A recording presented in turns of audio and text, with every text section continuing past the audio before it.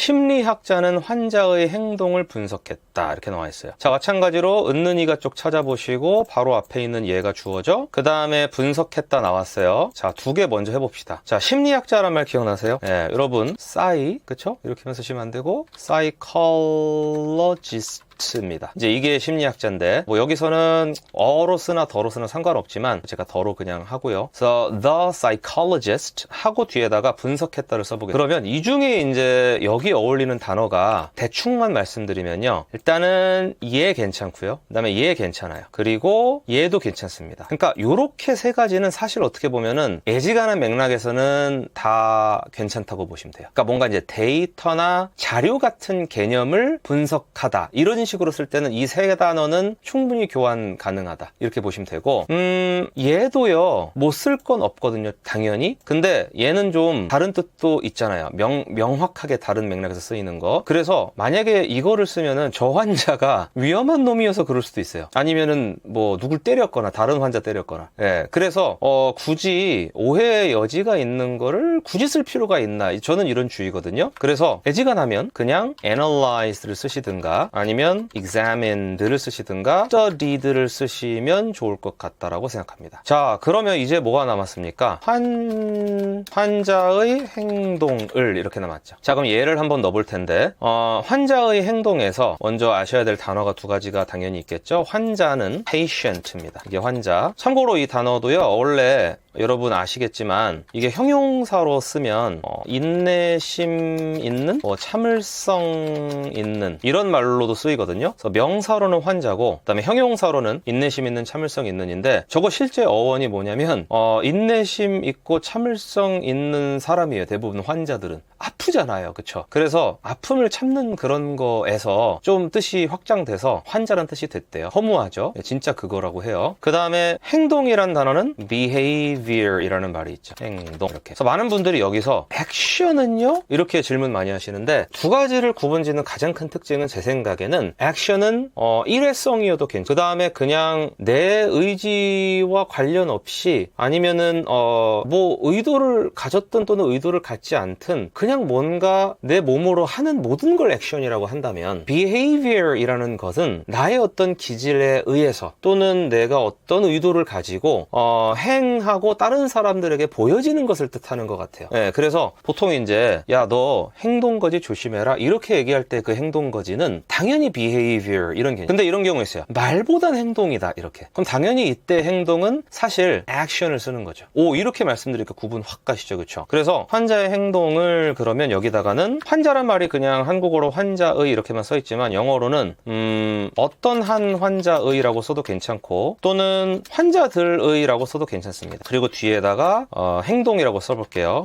behavior 이렇게. 그 다음에 행동도 여러 가지 행동을 했다고 가정을 해서 그냥 이런 식으로 이러면은 대략 마무리를 지었어요. 그래서 the psychologist analyzed 하고, 근데 여기서는 이제 all patients behaviors로 하기에는 좀 어려운 게 어떤 한 환자라고 다른 사람한테 굳이 얘기할 일이 있을까. 이 상황에서는 이 심리학자가 환자의 행동을 분석했다라고 얘기할 때는 아마 그 듣는 사람 입장에서도 저번에 그 환자 임을 알 수 있는 상황이 대부분일 거라고 생각해서 더를 쓰는 게 더 적합해 보여요. 네, 뭐 굳이 all patients behaviors라고 해도 틀리진 않습니다. 왜냐면 듣는 사람 입장에서는 누군진 모르지만 심리학자니까 뭐 어쩌다가 환자 아무나 하나 분석했나 보지 이렇게 하는 맥락도 있을 텐데 그런 경우보다는 심리학자가 원래 그 연구하던 거기서 최근에 이제 논의되고 있는 그거를 위해서 너도 알고 있는 그 환자들을 뭐 분석했어 이렇게 얘기할 상황이 훨씬 더 많을. 그래서 일단 저는 그냥 이렇게 가겠습니다. 그래서 the patient's behaviors 하고 밑에는 뭐 이런 식으로. 자, 근데 이제 관사는 너무 신경 안 썼으면 좋겠어요. 관사는 아마 영어를 후천적으로 저처럼 공부해서 하게 된 사람들한테 물어보시면 다 똑같이 얘기하겠지만 진짜 정복하기 불가능한 영역에 가까워요. 저도 지금에서야 관사를 좀 설명하고 다루는 거지 미국에서 심지어 졸업하고 강사 생활 초창기 생활할 때까지도 관사를 헷갈려 했어요. 네, 그만큼 어려운 거기 때문에 여러분이 저기다가 너무 많은 에너지를 투하할 필요는 절대 없다. 오히려 좀 하대해라. 뭔가를 좀 쉽게 하려면은 그거를 모시면 안 돼요. 되게 하대해야 됩니다. 그래야 그거를 쉽게 익힐 수가 있어요. what으로 시작하는 명사절이라고 나와 있죠. 근데 이 용어 자체가 이해가 안 되는 게 일단 가장 큰 문제입니다. what으로 시작하는 명사 절이라는 건 뭐냐면, 자, 우리가 절이라는 건 아까 뭐라 그랬죠? 주어 동사가 갖춰져 있는 거라고 그랬어요. 그러면 제가 이거를 한국어로 한번 써볼게요. 예를 들어서, 자, 주지후는 언어 전문가다. 자, 이렇게 쓰면은 이거는 절입니다. 주어 동사가. 근데 이거를 만약에 명사처럼 만들잖아요? 그러면 한국어에서는 대부분 이런 변형을 해요. 주지후가 언어 전문가인 것, 이런 식으로. 예, 물론 또 다른 변형 방법이 있지만 일단 대표적인 거가 이겁니다. 그러면 지금 이거는 명사화 됐습니다. 어떻게 알 수 있냐면, 얘를 가지고 보통 명사 자리에다가 집어넣어 보면 돼요. 예를 들면 우리가 사과는 맛있다, 이렇게 얘기할 때 사과가 명사니까 맛있다라는 이 서술어 앞에서 주어로 쓰일 수가 있는 거거든요. 그러면 얘도 마찬가지로 주어 자리 같은 데 들어갈 수가 있어요. 예를 들어 볼게요. 주지후가 언어 전문가인 것은 사실이다, 이런 식으로 얘기를 할 수가 있죠. 그러면 지금 이 앞에 주어로 쓰였습니다. 그럼 이거를 이제 우리가 명사화 됐다고 얘기를 하죠. 그러면 이런 어떤 절인데 명사화 되는 건데, 그러니까 명사절이겠죠? 그 시작 단어가 what이다란 얘기입니다. 그래서 여기서는 이만큼이 what으로 시작하는 명사절이에요. 자, 이해되셨죠? 일단 개념 이해가 되면은 절반 이상 된 거예요. 그러면 여기서부터는 제가 저 빨간색으로 제가 표시한 단어 있죠? What caused the system failure. 이 말이 어떤 말인지를 보여드릴게요. 먼저 이 what이라는 단어는 한국어로 번역을 한 단어로 딱 하기가 되게 힘들어요. 보통은 어떻게 하냐면, 저 같은 경우는 앞에다가 그냥 이렇게 물결 처리를 하고 것이나 또는 지라고 합니다. 예, 왜 이렇게 하냐면은 해석을 어떻게 하느냐에 따라서 한국어로는 저 둘 중에 하나로 번역을 해야 되게 자연스러울 때가 많습니다. 자, 예를 들어 볼게요. what이란 말을 먼저 놓고 걱정시키다라는 말을 한번 써볼게요. 걱정시키다라는 말에는 대표적으로 뭐가 있냐면 worry라는 동사가 있죠. 그러면 여기다가 이렇게 worry를 써볼 텐데, 사실 what이라는 단어를 보시면 아시겠지만 인칭, 우리가 인칭이란 개념이 있죠? 1, 2, 3 인칭이 있잖아요. 근데 그 1, 2, 3이란 숫자는 말하는 이 화자 기준에서 거리로 순서를 매긴 겁니다. 즉, 말하는 사람과 제일 가까우면 그게 1이에요. 그래서 나가 1인칭인 거고, 그 다음에 그 다음은 보통 내 앞에 있는 상대방이죠. 즉, 듣는 사람, 청자. 그래서 너가 2인칭인 거고, 그 둘을 제외한 나머지가 다 3인칭인 겁니다. 그 다음에 단수, 복수란 개념이 있죠. 단, 그럼 당연히 여러분 하나를 뜻하고, 복은 여럿을 뜻합니다. 그러면 우리가 영어에서 보통 3인칭 단수라는 말을 들으면 이게 무슨 말일까요? 나랑 너를 제외한 모든 것들까지는 좋은데 하나의 조건이 더 있죠? 하나의 것, 이런 말입니다. 그렇죠? 예를 들면 자동차, 이것도 3인칭 단수고, 컴퓨터, 이것도 3인칭 단수고, 심지어 얘도 뭐예요? 얘도 거기에 포함됩니다. 나도 아니고 너도 아니에요. 그런데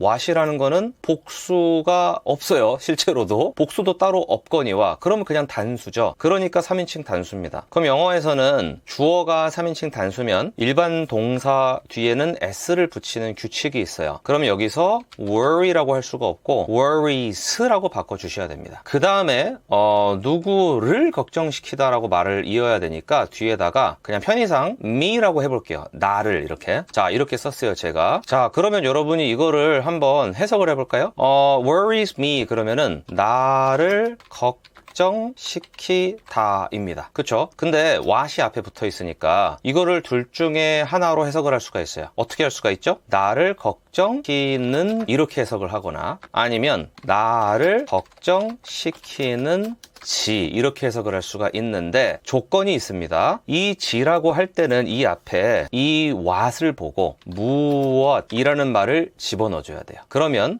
이런 말이 되는 거죠. 무엇이 나를 걱정시키는지, 이렇게. 자, 그래서 what worries me, 이 말 자체는 둘 중에 하나의 뜻입니다. 나를 걱정시키는 것일 수도 있고 무엇이 나를 걱정시키는지일 수도 있어요. 그 의미를 결정하는 거는 문장 안에서 봐야 돼요. 자, 그럼 문장을 볼까요? 지금 지금 문장이 이렇게 나와 있죠? We need to analyze 하고 뒤에 붙어 있잖아요. 그러면 얘를 어느 쪽으로 해석하시는 게 더 낫겠어요? What caused the system failure? 그러면 cause란 단어는 뭐 촉발시키다, 그 다음에 유발하다 이런 말이거든요. 그러면 the system failure이니까 그 시스템 실패를 유발한 것, 이렇게 볼 수도 있고, 무엇이 그 시스템 실패를 유발했는지 이렇게 볼 수도 있죠. 자, 그러면 이 뒤에다 붙여볼게요. 자, we로 시작했으니까 당연히 우리는 하고 뒤에 need to, 뭐뭐 해야 합니다가 나오죠? 이렇게. 그 다음 뭐가 나왔어요? analyze. 자, 그러면 지금 여기 나와 있는 말을 보시면은 시스템의 실패 원인이 무엇인지 이렇게 나와 있습니다. 그쵸? 여기다가 당연히 이 말을 써도 말이 됩니다. 무엇이 시스템 실패를 유발했는지 이렇게 써도 당연히 말이 되죠. 그래서 우리가 영어를 공부를 할 때 한국어로 1:1 무조건 대응이 된다고 생각을 하면 되게 곤란해요. 왜냐하면 그들과 우리는 문법 체계도 다르고 표현 방식도 다르기 때문에 무엇이 시스템의 실패를 유발했는지 이 말 있죠. 이 말을 시스템 실패의 원인이 무엇인지라고 바꿔도 사실 같은 말입니다. 그냥 다르게 표현한 거예요. 그리고 여기다가 이렇게 써볼 수도 있어요. 그 시스템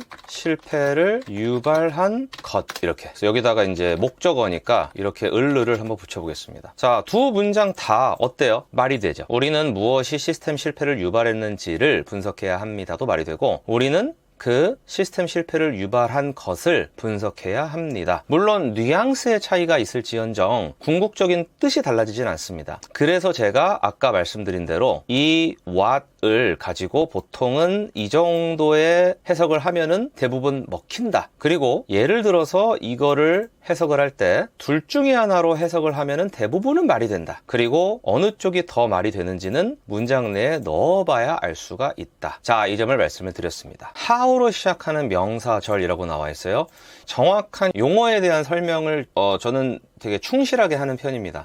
용어를 한 번 잘 이해하면 그 다음에 다른 거를 이해하는 게 쉬워져요. 근데 용어를 잘 이해를 못하게 되면 그 다음에 나오는 모든 개념들이 다 그 용어를 빌려서 다시 설명하기 때문에 이해가 어렵습니다. how로 시작하는 명사절이라고 나와 있으면 절인데 명사 같은 그런 뜻을 갖는 명사화된 것이고 how로 시작할 뿐이다, 이렇게 생각하면 되는 거죠. 자, 그러면 지금 문장이 두 개니까 여기서는 뭐랑 뭐가 거기에 속하는지를 볼게요. 당연히 얘랑 그 다음에 얘가 되겠죠. 오케이. 자, 그 다음에 우리가 연습을 위해서 이 부분 있죠? 여기를 제가 그냥 이렇게 빈칸 처리를 하겠습니다. 자, 제가 지금 이렇게 썼는데 제가 지금부터 이 what만 how로 바꿔볼게요. how, 그 다음에 how, 이렇게. 자, 이렇게 되면은 일단 하나를 수정해야 됩니다. 왜냐하면 what이라는 단어는요, 사실 무엇이라는 뜻을 가지고 있어요. 그러니까 what 자체가 어떻게 보면 하나의 명사입니다. 그런데